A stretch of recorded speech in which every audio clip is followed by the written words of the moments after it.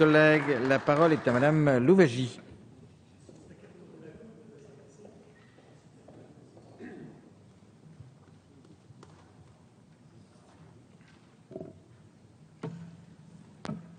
Monsieur le Président, Messieurs les ministres, Messieurs les rapporteurs, mes chers collègues, à l'occasion de l'examen des crédits de la présente mission en commission élargie la semaine passée, j'ai utilisé la métaphore du tunnel pour illustrer la situation de l'emploi de notre pays. À mon grand regret, et alors que cette semaine est marquée par une avalanche de plans sociaux, j'avoue être plus que sceptique sur l'inversion de la courbe du chômage d'ici la fin de l'année, alors que nous sommes à 54 jours de la fin de l'année. Le rapport annuel du Secours catholique, publié aujourd'hui même, fait état d'une nette progression du chômage non indemnisé, l'allongement de la durée du chômage allant de pair avec une augmentation des chômeurs en fin de droit. Je souhaiterais développer ici 3 points qui me paraissent justifier un rejet de ce budget, des motifs valables nonobstant les propos de M. Lipgott. L'emploi est un grand malade, mais vous allez l'amputer de dispositifs ayant fait leurs preuves. Vous voulez traiter le malade, mais pas la maladie, et j'y reviendrai.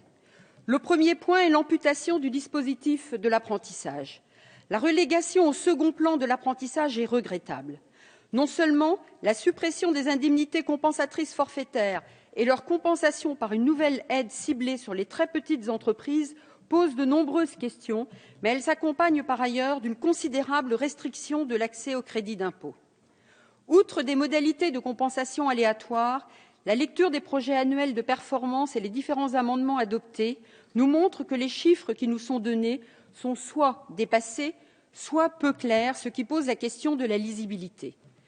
En effet, le gouvernement a déclaré que la réforme, soit la nouvelle prime à l'apprentissage et le dispositif transitoire de compensation, seraient en partie financés à hauteur de 264 millions par redéploiement des crédits de la mission Travail-Emploi. Pouvez-vous nous dire précisément, Monsieur le Ministre, sur quel dispositif ces crédits vont être prélevés? De plus, la question du seuil des entreprises concernées par la nouvelle prime à l'apprentissage se pose. Nous avons demandé, en commission des finances élargie, des éclaircissements sur le seuil de moins de 11 salariés, qui est un seuil inédit.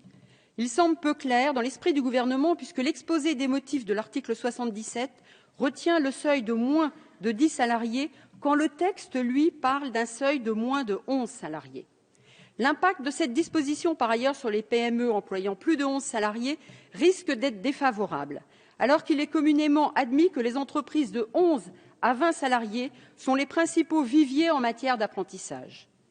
Alors que les entreprises constituent le moteur de la création d'emplois, il convient de regretter qu'aucune incitation ne soit prévue dans ce PLF pour les y encourager. Elles, les seules entreprises, peuvent du reste contribuer à donner une image positive de l'apprentissage.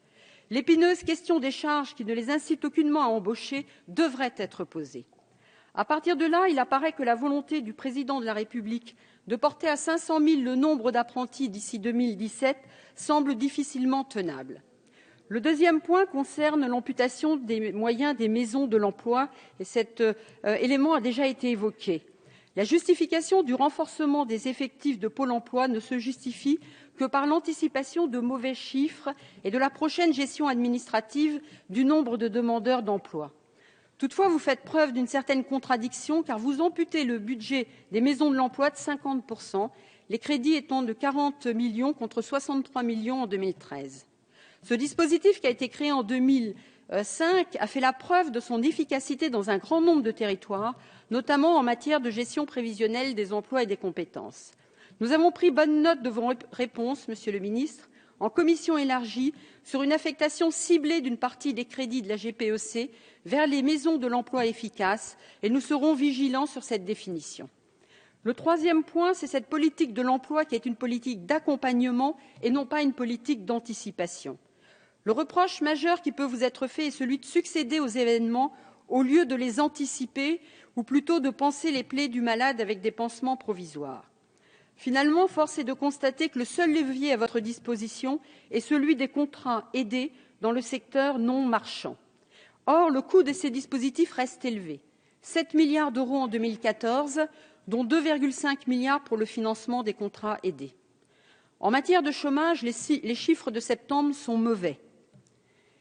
Avec une hausse de 1,9 %, le nombre de demandeurs d'emploi s'élève à 5 473 000. Les jeunes de moins de 25 ans sont les premières victimes de cette dégradation du marché du travail, ce qui est le comble du paradoxe pour un gouvernement qui a fait de la jeunesse une priorité nationale. Oui, monsieur le ministre, vous avez beau le démentir, le chômage des jeunes augmente puisque le nombre des inscrits à Pôle emploi des moins de 25 ans en catégorie A a malheureusement fait un bond de 3 % en septembre. Vos solutions sont coûteuses pour le contribuable pour des résultats hasardeux. Votre politique d'emploi aidé vient grever le budget de la mission alors que leur effet de levier sur l'emploi est loin d'être acquis. Pour conclure, mes chers collègues, ce projet de loi de finances pourrait être qualifié comme suit. Fébrile et vain. Fébrile, car vous débloquez des milliards pour inverser la courbe du chômage avant la fin de l'année, alors que rien n'est moins sûr. Vain, car aucune mesure structurelle n'y figure.